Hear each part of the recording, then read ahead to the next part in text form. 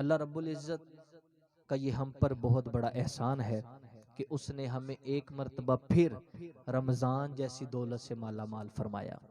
अल्लाह इसकी बरकतें भी लूटना भी नसीब फरमाई। अल्लाह रब्बुल इज़्ज़त ने हमें रमज़ान अता फरमाया है, ये ऐसे ही नहीं अता फरमा दिया, बल्कि हर चीज जो रब ने बनाई है उसका कोई ना कोई मकसद होता है। रब ने हमें रोजे दिए हैं, इसका भी कोई मकसद है।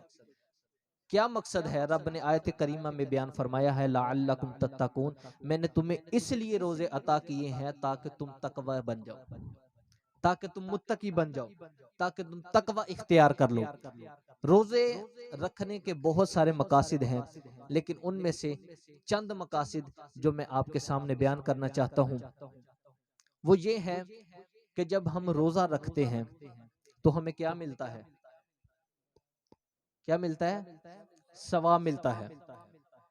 अब हमने रोजे को देखना है कि रोजा तो हमने रख लिया, किसके तवक्कुल पर रखा? रब के तवक्कुल पर। किसके? रब के तवक्कुल पर।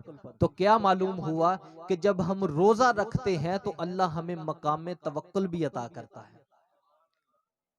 फिर अब आगे चलें कि जब हम रोजा रख लेते हैं, इफ्तारी का वक्त हो जाता है, हर चीज सामने पड़ी होती है, लेकिन हम खाते नहीं। हालांकि इख्तियार भी होता है, लेकिन हम खाते नहीं। ये क्या है? ये सब्र है। ये क्या है? ये सब्र है। तो क्या मालूम हुआ कि जब हम रोजा रखते हैं तो अल्लाह हमें मकाम सब्र भी अता करता है। जब रोजा रख लिया, उसके बाद खोल भी लिया, उसके बाद हम रब का क्या करते हैं? शुक्र अदा करते हैं। तो क्या मालूम हुआ कि जब हम रोजा रखते हैं तो अल्लाह हमें मकाम शुक्र भी अता करता है। मकाम शुक्र भी अता करता है। बहुत सारी चीजें अल्लाह रब्बुल इज्जत हमें अता करता है। असल में वक्त बहुत कम है, उसकी वजह यह है कि मेहमान तशरीफ लाए हैं, तो मैं सिर्फ 2-4 मिनट की गुफ्तगू करनी है। फिर इसके बाद इंशाल्लाह सना खान भी तशरीफ फरमाए हैं, वो अपनी हाजिरी पेश फरमाएंगे। तो रोजादार को जब बंदा रोजा रखता है, मुस्तफ़ा ने फरमाया कि अल कुरान व सियाम यशफ़ाआन लिल अब्दी यौमल क़ियामा, फरमाया कि रोजा और कुरान अपने साहिब की खुद बख्शिश फरमाएंगे। कुरान रब की बारगाह में हाजिर होगा और अर्ज करेगा, मौला कि ये तेरी रजा के लिए तेरे कुरान की तिलावत करता था, मौला ये तेरी रजा के लिए तुझे पढ़ा करता था, मौला ये तेरी रजा के लिए तुझे समझने की कोशिश करता था। जब तक ये पढ़ता नहीं था इसके दिल को सुकून नहीं मिलता था। तो मौला आज मैं इसका सिफारिशी बन के आया हूं, तू इसके हक में मेरी सिफारिश को कबूल फरमा। अल्लाह उसके हक में कुरान की सिफारिश को कबूल फरमाएगा और उसे पकड़ के जन्नत में ले जाएगा।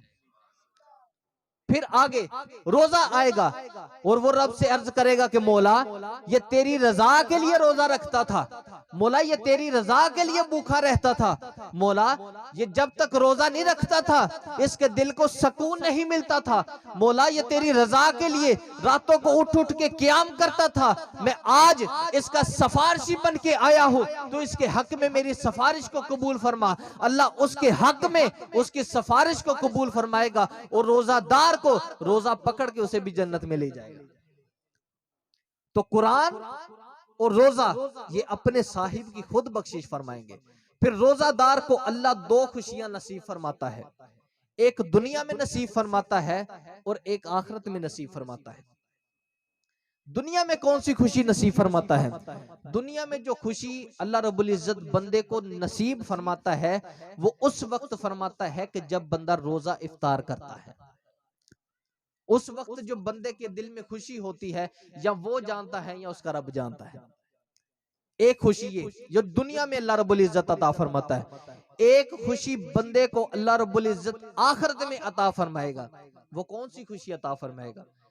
वो सबसे बड़ी खुशी ये अता फरमाएगा कि अल्लाह रब्बुल इज्जत उसे अपना दीदार नसीब फरमाएगा। बरोज़े क़यामत अल्लाह रब्बुल इज्जत अपना उसे दीदार नसीब फरमाएगा। इससे बड़ी खुशी और क्या हो सकती है? अल्लाह रब्बुल इज़्ज़त हमें रोजे रखने की तौफीक अता फरमाए और इस पर अमल करने की तौफीक अता फरमाए। अल्लाह तकवा की दौलत नसीब फरमाए। हमें रमज़ान में ज़्यादा से ज़्यादा क़याम करने की, रुकू करने की, सुजूद करने की तौफीक अता फरमाए। और ये वो माह मुबारक है कि सारा साल हम रब को पुकारते हैं कि मौला बख्श दे, मौला मेरे गुनाहों को बख्श दे।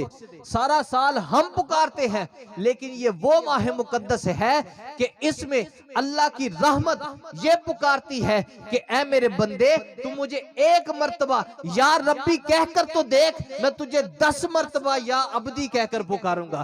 तू मुझे एक मर्तबा मेरे रब कहकर पुकार कर तो देख, मैं तुझे 10 मर्तबा ऐ मेरे बंदे कहकर पुकार कर देखूंगा। तू मुझे एक मर्तबा याद करेगा, मैं तुझे 10 मर्तबा याद करूंगा। तो ये रमजान की फजीलत है।